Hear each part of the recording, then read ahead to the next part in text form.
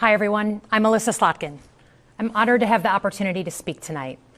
It's late, so I promise to be a lot shorter than what you just watched. I won't take it personally if you've never heard of me. I'm the new senator from the great state of Michigan, where I grew up. I've been in public service my entire life because I happened to be in New York City on 9/11 when the Twin Towers came down. Before the smoke cleared, I knew I wanted to make a life in national security. I was recruited by the CIA and did 3 tours in Iraq alongside the military. In between, I worked at the White House under President Bush and President Obama, 2 very different leaders who both believed that America is exceptional.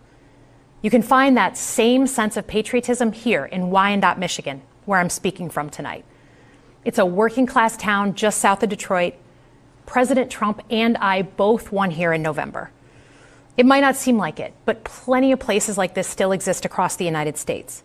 Places where people believe that if you work hard and play by the rules, you should do well and your kids should do better. It reminds me of how I grew up. My dad was a lifelong Republican, my mom a lifelong Democrat.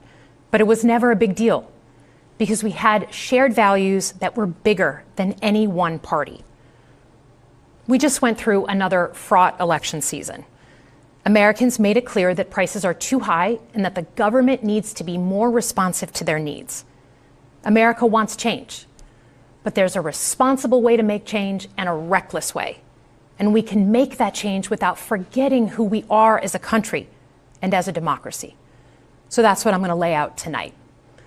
Because whether you're from Wyandotte or Wichita, most Americans share 3 core beliefs: that the middle class is the engine of our country, that strong national security protects us from harm, and that our democracy, no matter how messy, is unparalleled and worth fighting for. Let's start with the economy. Michigan literally invented the middle class, the revolutionary idea that you could work at an auto plant and afford the car you were building. That's the American dream. And in order to expand and protect the middle class, we have to do a few basic things. We need to bring down the price of things we spend the most money on: groceries, housing, healthcare. We need to make more things in America with good-paying union jobs and bring our supply chains back home from places like China. We need to give American businesses the certainty they need to invest and create the jobs of the future. And we need a tax system that's fair for people who don't happen to make $1 billion. Look, the president talked a big game on the economy, but it's always important to read the fine print. So, do his plans actually help Americans get ahead? Not even close.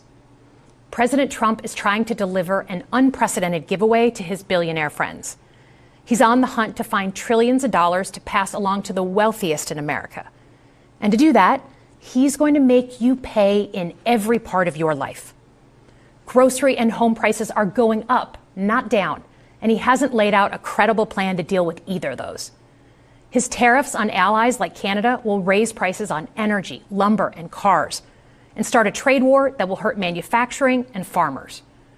Your premiums and prescriptions will cost more because the math on his proposals doesn't work without going after your health care. Meanwhile, for those keeping score, the national debt is going up, not down. And if he's not careful, he could walk us right into a recession. And one more thing. In order to pay for his plan, he could very well come after your retirement, the Social Security, Medicare, and VA benefits you worked your whole life to earn. The president claims he won't, but Elon Musk just called Social Security the biggest Ponzi scheme of all time.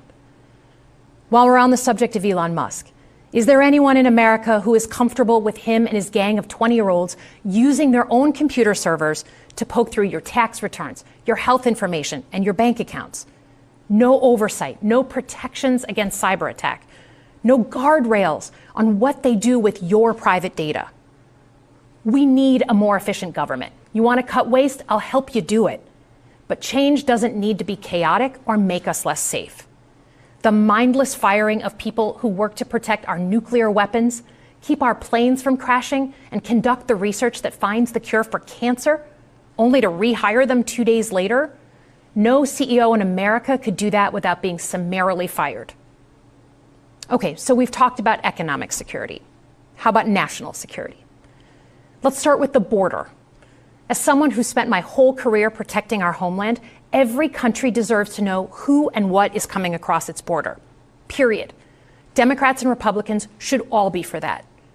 But securing the border without actually fixing our broken immigration system is dealing with the symptom and not the disease.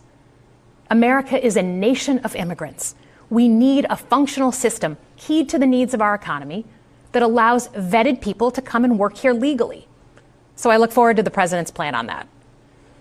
Because here's the thing. Today's world is deeply interconnected. Migration, cyber threats, AI, environmental destruction, terrorism. One nation cannot face these issues alone. We need friends in all corners, and our safety depends on it.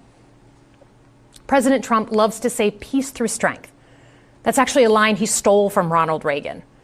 But let me tell you, after the spectacle that just took place in the Oval Office last week, Reagan must be rolling in his grave. We all want an end to the war in Ukraine, but Reagan understood that true strength required America to combine our military and economic might with moral clarity.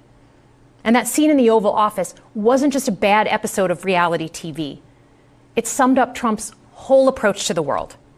He believes in cozying up to dictators like Vladimir Putin and kicking our friends like the Canadians in the teeth. He sees American leadership as merely a series of real estate transactions.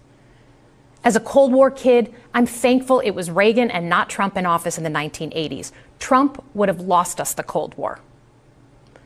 Donald Trump's actions suggest that in his heart, he doesn't believe we're an exceptional nation.